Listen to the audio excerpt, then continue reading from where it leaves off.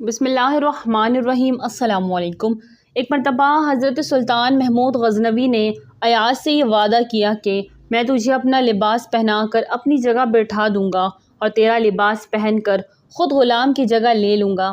چنانچہ جس وقت سلطان محمود غزنوی حضرت ابو الحسن خرقانی رحمۃ اللہ علیہ سے ملاقات کے غرض سے خرقان پہنچا تو کہلا بھیجا کہ میں صرف آپ سے ملاقات کے غرض سے حاضر ہوا ہوں، لہٰذا آپ زحمت فرما کر میرے خیمے تک تشریف لے آئیے، اور اگر وہ آنے سے انکار کر دے تو یہ آیت تلاوت کر دینا، وَأَطِیعُوا اللَّهَ وَأَطِیعُوا الرَّسُولَ وَأُولِی الْأَمْرِ مِنکم۔ ترجمہ: اللہ اور اس کے رسول کی اطاعت کے ساتھ اپنی قوم کے حاکم کی بھی اطاعت کرتے رہو۔ چنانچہ جب قاصد پہنچا تو آپ نے معذرت طلب کی۔ جب اس نے آیت کی تلاوت کی تو آپ رحمۃ اللہ علیہ نے اپنا پیغام دے کر جانے سے انکار کر دیا۔ محمود غزنوی نے جس وقت ان کا قول سنا تو کہا، میں انہیں معمولی سمجھتا تھا مگر وہ تو بہت کامل بزرگ ہیں، لہٰذا ہم خود ہی زیارت کے لیے جائیں گے۔ اس وقت محمود غزنوی نے ایاز کو اپنا شاہانہ لباس پہنایا اور 10 کنیزوں کو مردانہ لباس پہنایا اور خود ایاز کا لباس پہن کر بطور غلام ان کنیزوں میں شامل ہو کر ملاقات کو پہنچا۔ حضرت ابو الحسن خرقانی رحمۃ اللہ علیہ نے سلام کا جواب دیا مگر کھڑے نہ ہوئے اور محمود کی جانب متوجہ ہوئے مگر ایاز کی جانب قطعاً نظر نہیں کیا۔ اور جب محمود غزنوی نے کہا کہ دام فریب ایسا تو نہیں کہ آپ جیسے شہباز پھنس سکیں، تو آپ نے محمود غزنوی کے ہاتھ تھام کر کہا کہ پہلے ان نامحرموں کو باہر نکال دو، پھر مجھ سے گفتگو کرنا۔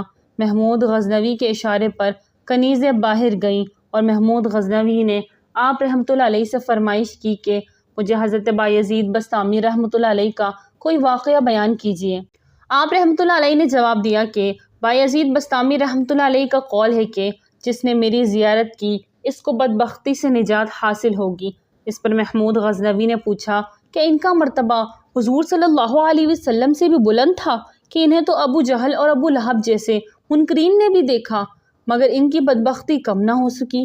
آپ رحمۃ اللہ علیہ نے فرمایا کہ اے محمود، ادب کو ملحوظ رکھتے ہوئے اپنی ولایت میں تصرف نہ کرو، کیونکہ رسول اللہ صلی اللہ علیہ وسلم کو خلفائے اربعہ رضی اللہ عنہ اور دیگر صحابہ کرام رضوان اجمعین کے سوا کسی نے نہیں دیکھا، جس کی دلیل یہ آیت ہے۔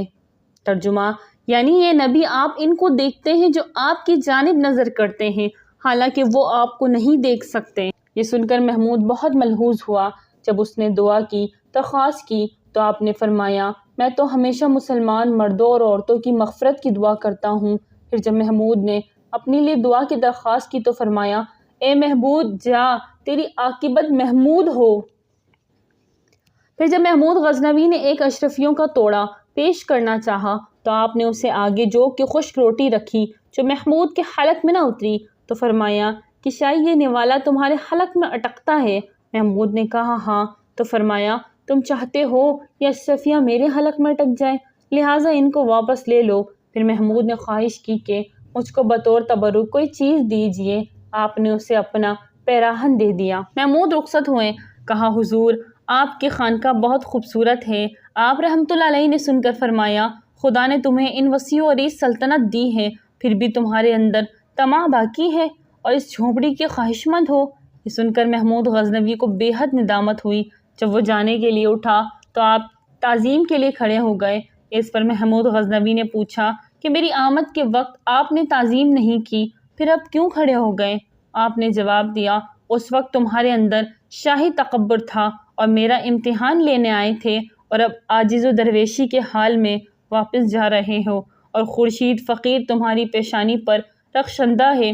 اس کے بعد محمود غزنوی رخصت ہو گیا۔ کہتے ہیں کہ جب محمود غزنوی نے سومنات پر حملہ کیا، جب شکست کا خطرہ پیدا ہوا تو اس نے وضو کر کے نماز پڑھی اور حضرت ابو الحسن خرقانی رحمۃ اللہ علیہ کا پیراہن ہاتھ میں لے کر دعا کی، اے خدا، اس پیراہن والے کے صدقے مجھے فتح عطا فرما اور جو مال غنیمت حاصل ہوگا وہ سب فقراء میں تقسیم کر دوں گا۔ چنانچہ جب اللہ تعالیٰ نے اس دعا کو شرف قبولیت بخشا تو غنیم اپنے باہمی اختلافات کی بنا پر آپس میں لڑ پڑے اور یوں مسلمانوں کو فتح نصیب ہوئی۔ محمود غزنوی نے سومنات مندر کو توڑ ڈالا اور تاریخ میں بت شکن کے نام سے امر ہو گیا۔ رات کو محمود غزنوی نے حضرت ابو الحسن خرقانی رحمۃ اللہ علیہ کو خواب میں دیکھا۔ آپ رحمۃ اللہ علیہ فرما رہے تھے کہ اے محمود، تو نے اتنی معمولی شے کے لیے خرقے کے صدقے دعا کی، اگر اس وقت یہ دعا مانگتا کہ تمام عالم کے کفار اسلام قبول کر لے اور دنیا سے کفر کا خاتمہ ہو جائے تو یقیناً تیری دعا قبول ہوتی۔ آپ رحمۃ اللہ علیہ کا قول ہے، خدا کے ایک لمحے کی عبادت مخلوق کی عمر بھر کی عبادت سے افضل ہے۔ من جانب اللہ بندے کے لیے ایسا رستہ ہے جس سے معرفت اور شہادت نصیب ہوتی ہے، اور اسی رستے سے اللہ تعالیٰ خود کو بندے پر ظاہر کرتا ہے۔ یہ ایسا مرتبہ ہے جس کا اظہار الفاظ میں ممکن نہیں۔ سبحان اللہ۔ ویڈیو اچھی لگے تو لائک کریں، چینل کو سبسکرائب کریں اور دعاؤں میں یاد رکھیں۔ السلام علیکم۔